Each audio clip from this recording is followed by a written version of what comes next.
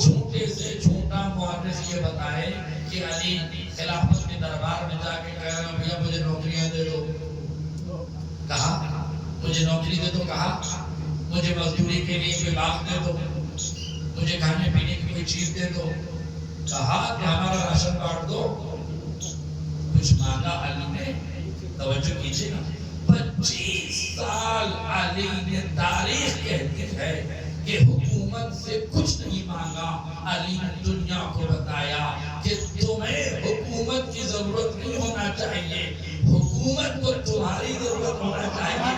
علی نے تو کچھ نہیں مانگا، یہ تو تاریخ نے بتایا ہے، لیکن یہ بھی تاریخ نے بتایا ہے کہ حکومت ہر قدم پہ کہتی رہی لولا علی، اگر علی نہ ہوتے، اگر علی نہ ہوتے۔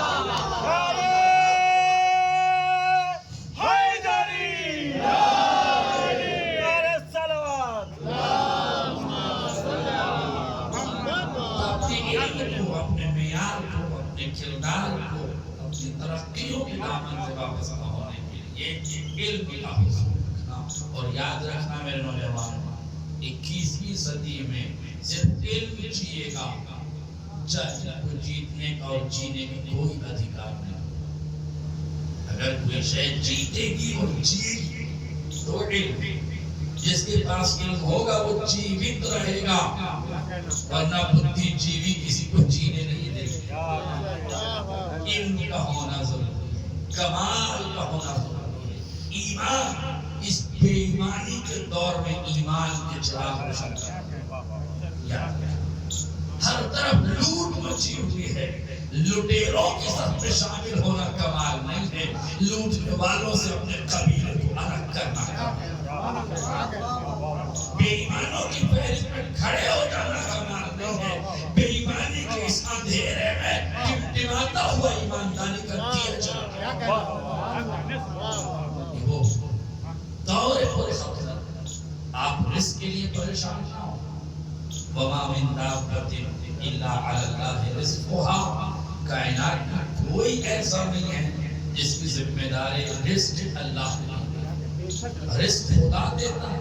اور یہ بھی یاد رکھیے گا کہ ہمارا خدا خود بھوجن نہیں کھاتا، وہ تمہیں بھوجن دیتا ہے، اسے اپنا پیٹ بھرنے کی ضرورت نہیں ہے، اور وہ خدائی کا جس کا پیٹ ہمیں بھرنا پڑے۔ اگر ہم نے خدا کا پیٹ بھر دیا تو پھر وہ پیٹ بھر کے سوئے گا کہ ہمارا پیٹ بھرے گا۔ اس لیے یاد رکھیے گا رازق خدا ہے، مگر کیا مطلب ہے رازق خدا کا؟ کہ خدا رازق ہے تو آپ رات بھر سوئیے، صبح اٹھیے، آپ کے دروازے پر رزق آ جائے گا کہ لیجیے اللہ نے مجھے بھیجا ہے۔ نہیں میرے عزیز، رزق کی پریبھاشا بھی سمجھ لیجیے۔ اللہ رازق ہے، اس نے رزق کو زمین پر بکھیر دیا ہے۔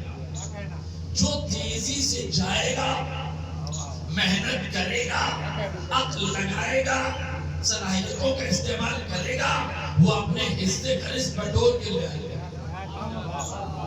اپنے حصے کا، جس میں صلاحیت زیادہ ہوگی، ایک آدمی 10 بجے سو کے اٹھے گا اور ایک آدمی صبح 5 بجے اٹھ کے بھاگے گا، تو ظاہر ہے سونے والا تو کھونے والا ہے، بس ایک ہی سونے والا ہے جو کھویا نہیں۔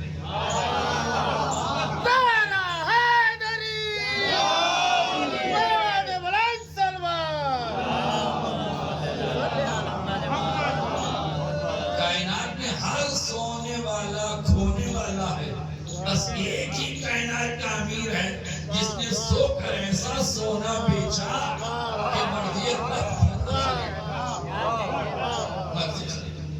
اس لیے یاد رکھیے اللہ نے رزق کو تقسیم کی۔ یہ بات میں نے کئی جگہ پڑھی ہے، آپ نے نیٹ وغیرہ پہ بھی سنی ہوگی، لیکن اس لیے پڑھا ہوں تاکہ میرے جوانوں کو تقویت مل جائے، ایمان میں جلا مزید پیدا ہو جائے، ایک حوصلہ اور ایک اعتماد پیدا۔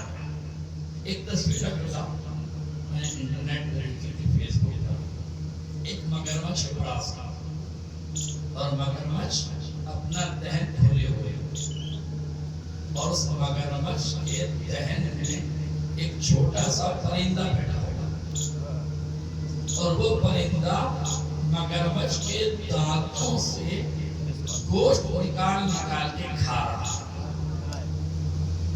تصویر آپ نے سمجھ کے ذہن میں سوال نہیں۔ پروردگار اس مخلوق کے دہن میں تو نے کیوں بٹھایا؟ کہ رزق کی پراپتی کے لیے. میں نے کہا پروردگار اگر اس مگرمچھ نے منہ بند کر لیا تو یہ جو لقمہ حیات لینے آئی ہے چڑیا کہیں یہ خود بھی لقمہ اجل نہ بن جائے.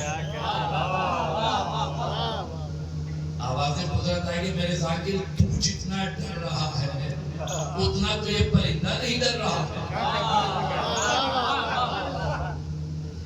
اس پرندے سے پوچھ کے تو یہاں کیوں بیٹھا ہے؟ اگر اس نے منہ بند کر دیا تو کیا ہوگا؟ تو کمزور ہے، یہ طاقت ہے، تو طاقت کے دہانے پہ بیٹھا ہے. اگر اس نے منہ بند کر لیا تو کیا ہوگا؟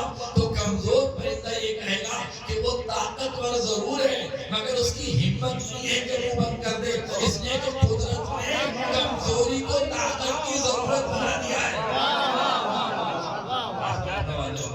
کمزوری کو طاقت کی ضرورت